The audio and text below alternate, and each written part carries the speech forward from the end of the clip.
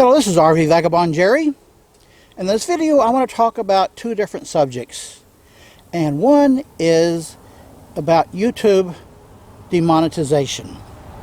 And what that means is on any video that YouTube has demonetized, then they don't run any advertisements. So we YouTube video creators do not make any money at all, which we normally do from the advertising that runs on our videos. We do get a tiny bit from the YouTube Red subscribers, but that certainly doesn't make it worthwhile. And for some YouTubers, practically every video they make gets demonetized for one reason or another. For me, it's just an occasional one. Sometimes it just seems randomly selected. And then sometimes YouTube picks up on keywords that will trigger a demonetization. And the way they do that is YouTube's computers, using voice recognition, creates the closed captions. And on the lower right of your screen, if you see a CC on the video, lower right of the video, you click that and the closed captions will show up. And from that is where they pick up on certain words. And anything that's sexually related at all, pretty much automatic demonetization. But then there are other words too. And I have done a few videos from places like, as you see on the sign behind me, and that word there, the C word, is one that has plagued me for demonetization. So one thing I'm going to try and do is get through this video without using certain words and see if I can finally do a C video without it being demonetized. Now, Appling is the name of my stepfather, who married my mother when I was 3, and they have their own private C word here, which is between Luling and Seguin, Texas. And Seguin is my childhood hometown. I lived there from ages 1 to 18. We don't like to give out the exact location of the place. This sign from the arrow shows you where to turn from the main highway, but you don't know how far down this road to drive. There are several places to turn, don't know which one. We don't have a sign pointing to it to try and keep people out who are not supposed to be there. So I'm now going to go down the road here and show you our family C word. So here it is. And a couple years ago, someone stole this gate, and we think it was either a prank, some kids, or maybe a scavenger hunt, so we had to buy a new gate. And also, the reason why there's this chain link fence around it is because this is a cow pasture. And there are a bunch of cows that you pass coming up in here, over there, and in the cooler weather, they come out here. And they have a habit of rubbing up against this chain link fence and have damaged it because they just like to rub up against it. So they put in an electric wire here that goes all the way around it except for the gate. That way when the cows come up against it, it shocks them and then they go away. This is the only sign here, and the caretaker lives in a house right beyond those trees, and that's where the electricity is plugged into. It's just a small, I'm going to say C word, but there's plenty more room for family, although like 90% of our family is gone for good. There are not many Applings left, and some of these are for relatives, close relatives of the Applings. So let me show you my immediate families. section right here. This is my stepfather's, and my name never was Appling because he didn't adopt me. He married my mother when I was 3 years old. Although he was always a good father, he was always good to me. And one of my brothers put this little fire truck here because Henry was a fireman.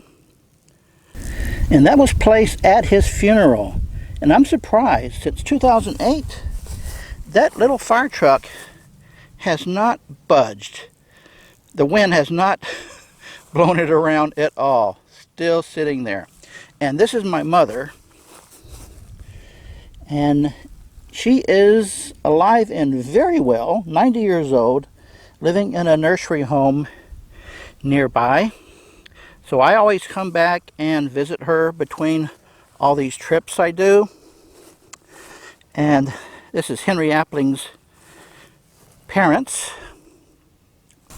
I was my mother's firstborn, and this second baby only lived a few days because my mother had some kind of infection when she was pregnant, which spread to him. And this is mine. This is called a ledger that goes over the grave. I don't know how well you can read this. It says, Gerald Lynn Dixon, son of Ruth Appling, has my birth date. Don't know the death date yet. And this was placed here in 1990. So I did a lot of pre-planning. I wanted to make sure this came out exactly the way I wanted it. You see my inscription here. It says, I live striving for a libertarian life, free of government oppression, and died hoping that someday everyone will choose the same for themselves. And as you can tell from my baseball cap here, I'm very much a libertarian. So I wanted that for my epitaph. And this is red granite, which is mined in Africa. All of this gray granite is mined here in Texas, but Texas does not have any red granite. In fact, I don't know where else there is, except it definitely have in Africa a lot of red granite mining, and that's where this came from. I also have a prepaid plan with the business in Seguin that has placed all of these for our family.